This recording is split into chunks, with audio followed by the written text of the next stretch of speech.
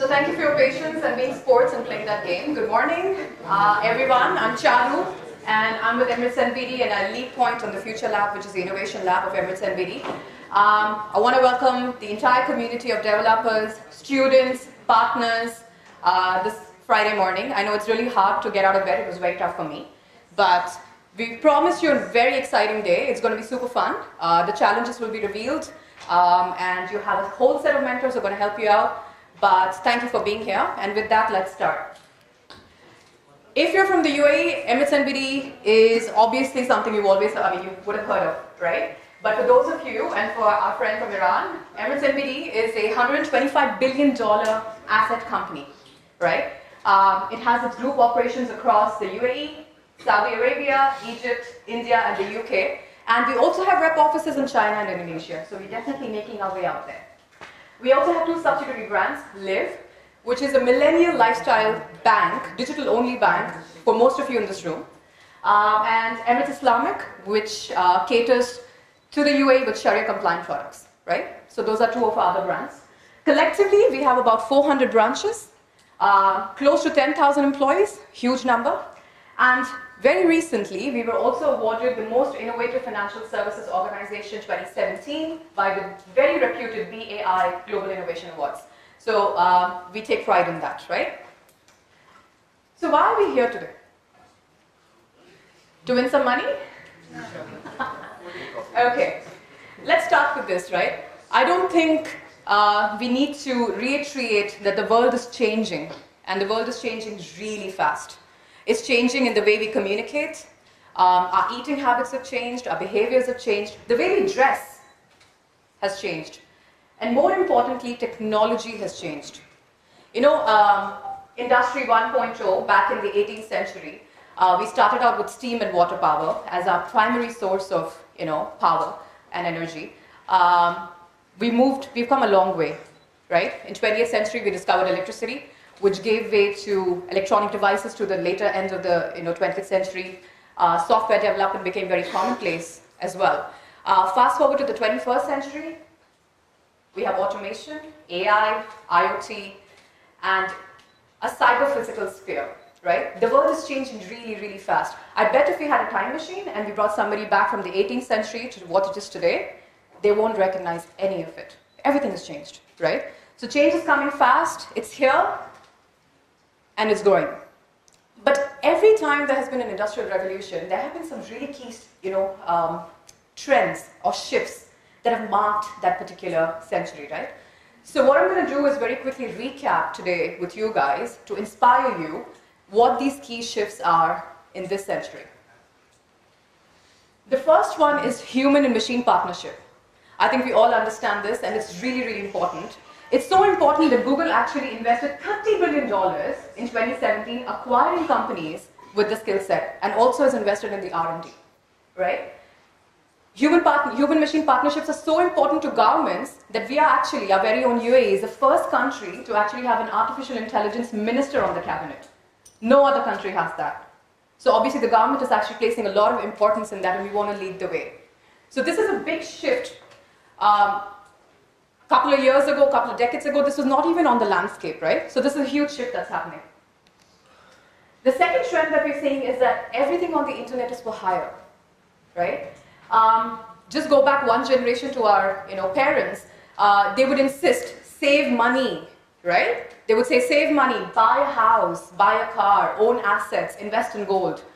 But the generation that sits in this room today doesn't want to be shackled down by owning any assets and cramping their style so they can't move around. We're global citizens, right? So we want to basically acquire all of these services on demand, online. So everything on the internet is for hire, and which is what has given birth to companies like Uber, Airbnb, and Society One. Go online, on your mobile phone, click, get it. No commitments, no paperwork, nothing. And that's really, really interesting, right? Because that changes a lot of business models. Which leads me to my third one. There are no more workplaces. They're going to disappear. Back in the day when we had these manufacturing sort of industries, people would actually make a beeline with time cards in their hands to clock in 9 to 5, in and out. No one's doing that anymore, right? And more often than not, when you guys, most of you, will join the workforce tomorrow, you're not going to be shackled down to work desks, trying clicking away 9 to 5 at work. You're not going to do that, right? So the point is that everything is changing, and experts, independent experts, the demand of those are actually on the rise. So this is another trend that we need to look at. Companies such as ourselves, which are 10,000 people strong today, we're going to have to look at how we're going to cater to this growing shift. Which leads me to the next one. New industries, new skill sets, new economies on the rise. So anyone here today who has the power of imagination, and I bet you all do, have the power to create value. And I think that is the true strength, right? So if you have the power of imagination, and some even term this as an imagination economy, if you really do, the power is in your hand. You can actually harness that and make something out of it. So it's not very surprising that you have designations and job descriptions like organ designer. You can actually design your heart or kidney. You can actually model your genes, a gene modeler, right? Or let's say smart city architect. And not too far away would be space tour guide. I don't know how many of us would like to sign up for those jobs in the future, but they're coming. And we need to up our skill sets so we can actually apply for one of these, because all the jobs we hold today are going to be obsolete. We're going to be out of our jobs pretty soon, right? So this is something that we need to keep in mind. The last one is collaboration. Gone are those days when companies said, my competitive edge is my competitive edge and I'm not going to share, I'm not going to collaborate. And that's actually being driven by people like you who are blurring the lines and telling us that we want to collaborate. You're very willing to share ideas. You're very willing to make partnerships. You want to come together and do something passionate, build something that might change the world. A very inspiring story by Rekha that she said, people met at this very place and actually created a company that went on to get acquired by Silicon Valley. You're not afraid or anxious. You're not afraid to share your knowledge. You want to come together and do that. And that's what this is actually pushing towards, right? So what we're saying is that, and that's what we want to do today as well. That's the reason why you're all here. And that is why you're at the Hackathon. We invite each one of you, right? Students, developers, professors alike, to come together today to be able to create some magic, yeah? And of course, we have proud sponsors and partners over here. Couldn't thank you guys enough for putting this up for us. Let's quickly look at the agenda, yeah? We're a little late, but we're hoping that 11, the Hackathon starts. Right after me, two of my very esteemed colleagues are going to come over and explain what the challenges are. So deep dive a little to understand. I'm sure most of you have read the challenges and have questions, so we'll do that. Post which your hack cycle starts. The hack ends tomorrow at 11 a.m. The premises are open if you guys want to hang back. You're welcome to do so, but you can always finish today in the evening and come back tomorrow morning. Be ready to pitch those ideas. There's going to be a pitching. We'll keep showing you the agenda as we go along at the right milestone. But from 11 to 2 tomorrow is when the pitch happens and lunch happens. And from 3 onwards, the shortlisted ideas are going to be pitching to a esteemed panel of judges who are going to be judging your ideas. And 3 very lucky winners are going to walk away with a collective price of 50,000 dirhams, right? So keep your eye on the mark and the price and go for it. So you must ask what the challenges are. We'll speak about them, but there are 5 that you could choose from, right? There are 5 challenges. So, and we've kind of broken them down, so there are easy, there are tough ones. So don't get dissuaded, don't worry about that. Pick one and start your hack. And you have a whole team of mentors. I believe we have about 12 to 15 mentors today. So look for people with badges that says mentor here, okay? And then those are the guys you can go and attack with for your problems. We'll assign them any which way, so don't worry about that. But don't worry, there is always help around. And these people are actually tech guys who will be able to help you out if you have any questions, right? So our mentors, like I already told you, anyone with the tag which says mentor is your mentor. And you have volunteers. So I'm your volunteer and there are a bunch of others. So anyone who reads organizer, ask us. You want food, water, energy bars, I don't know, whatever stationery you need, come ask us and we're here to help you out. Who are our judges tomorrow? We have a very, very esteemed panel of judges. Those are your guys. And then we'll be introducing you to them tomorrow again. So yes, the competition is tough, but it's very interesting as well, right? The question is, what are you going to be judged on? right? So this is very important for you guys to focus on. The first thing is fit. So your solution needs to be in line with the challenge statement that's put on. So relevance is what we're talking about. So it needs to be relevant to that. Your technical approach basically comes down to the quality, right? I mean, what sort of quality and scalability and performance your solution has. That's really, really important. So keep that in mind. Degree of innovation, very important. We're not looking for you guys to download something off the internet and present it to us, right? So be very clear about that. We are looking to see something original or your twist on something that already exists, right? So it's really important. And last but not the least, time to market. We want to be able to see something that you can demonstrate that can be actually taken to market. It's not high up in the air. And don't worry, the mentors will help you bring your ideas and solutions close to that. But these are your judging criteria. They're very simple, so just keep them in mind. We can always run these by again with you, so don't worry about that. And what's very interesting is also that we at Emirates NBD have a fully functional API sandbox that you can actually harness to take on any one of these challenges. Vishal in the room, Vishal, you here? Vishal can help you out. So what you could do is you could register. That's the URL, emiratesnbdlab.com. You can register. He'll make sure that he gives you access immediately, and you can download whatever you need, and you can get started. I think use this opportunity, to accelerate, so you don't have to, yeah? Now, let me call upon our two very esteemed, co-organizers, if I may. The first one is Vail. He's a Superman and architect. He's left his cape and crutch at home today. Yeah. And so his day job is that he heads the solution architecture practice at Emirates NBD Group IT, right? And the second good-looking guy out here is Yazad. Batman calls himself a hacker, ethical, I believe, right? No, he's nodding no. He's your guy. He recently gave a talk at another event, and he really inspired some, students to do some crazy, wacky stuff. So he's the second guy, and his day job is that he heads the security architecture and the engineering practice. These two are going to take you through what the challenges look like, and you can ask questions right now, but in the interest of time, since we're only running a little late, the mentors are going to be available to you for any further deep dive. Yeah, with this, please welcome Yazad and Vail.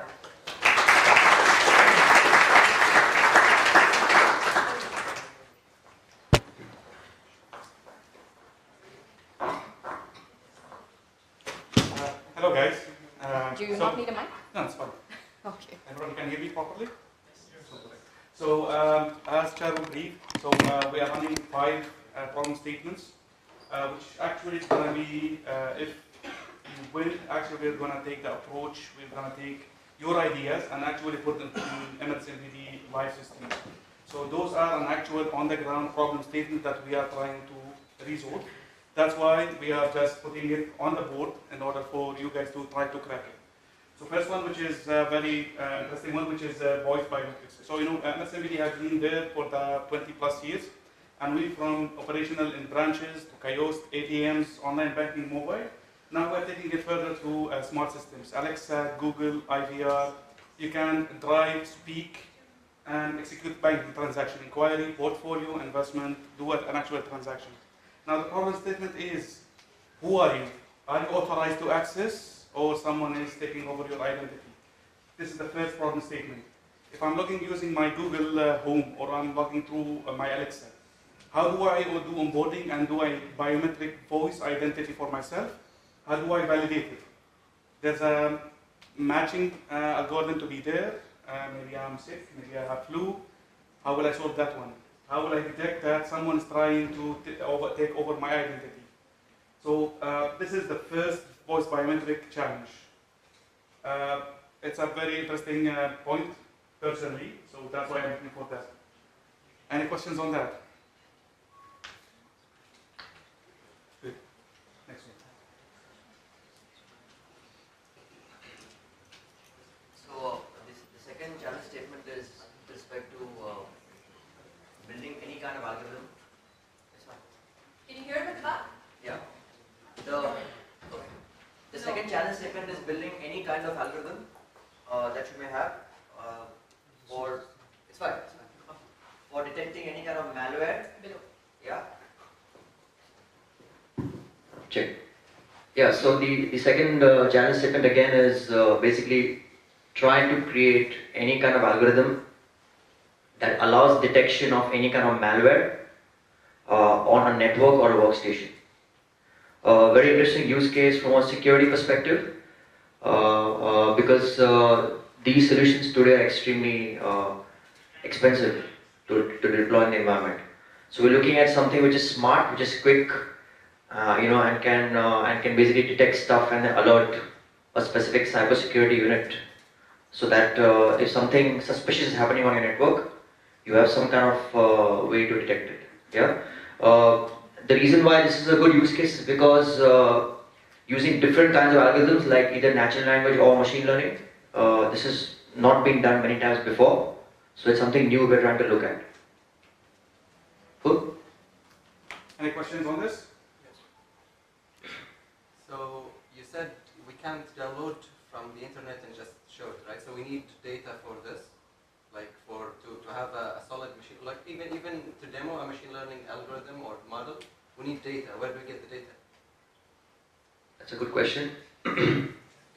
Organizers, any ideas? Yeah. So on GitHub, there is a project repository that holds the malware samples for all the major types of malware. So if they want, I can have them get it downloaded, and we'll provide the malware samples which are known that this is a malware. So basically, model your algorithm using that as a sample, test, train, and then we'll give you the real malware. yeah. So if you need samples for malware, yeah, I think Amrut or Harsh also can help you. Avinash, I think, also would know. So we have Avinash and we also have Harsh. They both can provide you samples, and you can use them as data sets for your specific algorithm that you develop. Yeah. All right. Any other question? I think this is yours. Yeah. So that use case, fine. That use case. So again, since Emirates NBD is stepping into the digital world, so we are pushing all our customers, new to bank or existing, not to visit our branches. So we support mobility. We are going with mobile first.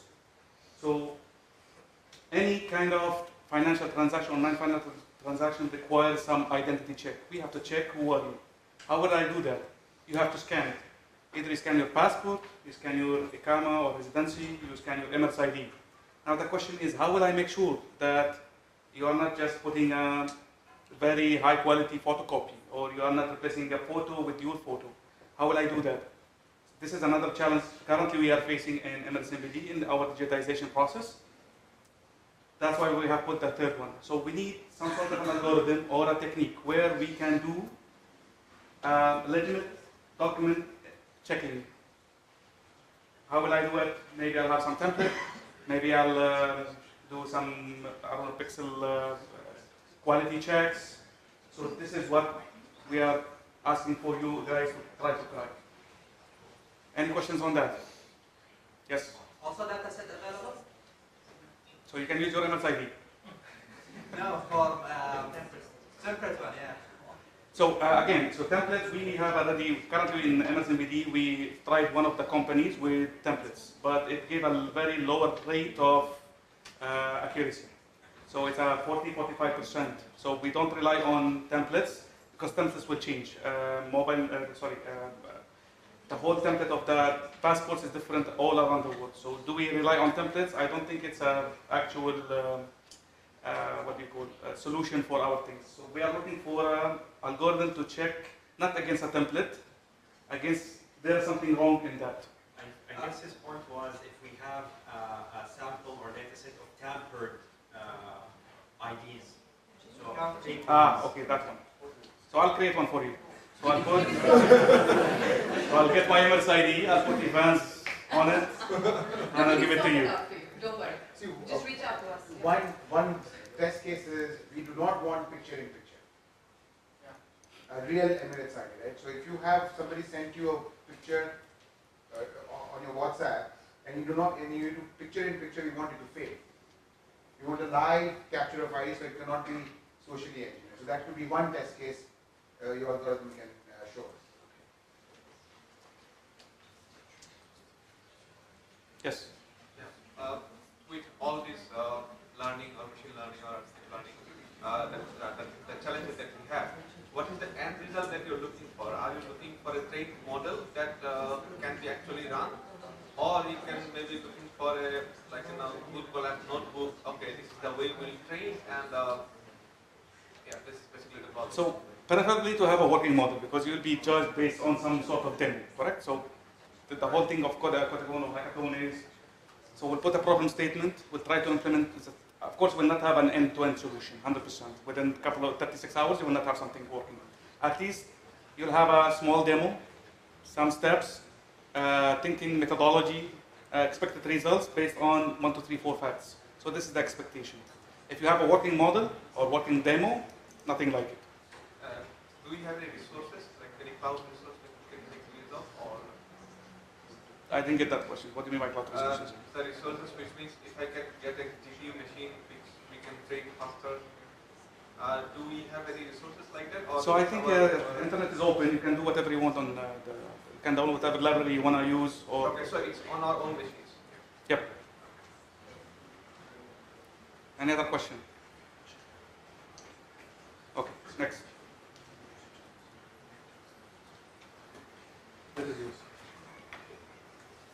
So this is a challenge that we see in typical development environments that are using what we call agile methodologies. Have you guys heard of agile methodologies? Scrum and Agile. Okay.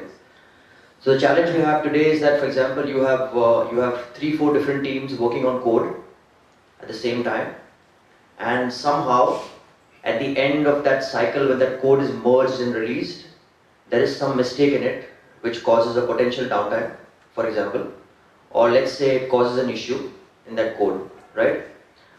Typically, what happens is that there are ways via process that this can be solved, but we are trying to find some intelligent automated method by which we ensure that the code that every team develops eventually is merged correctly and then correctly deployed into the environment, right? So we've given an example here, right? For example, you have a 2-step verification for logging into an application, right? Password and OTP, and for any reason if the OTP source code is modified, right, such as validation of enter OTP skip, it leads to a potential security issue, right, as an example. Which means somebody modified that code before it entered the actual deployment environment and nobody knows about it, right? So business logic has changed before it entered the environment. Now, is there a way we can alert on this, that something has changed, right? Is there a way that we can ensure that it never changes? Is something we need to look at in an automated fashion.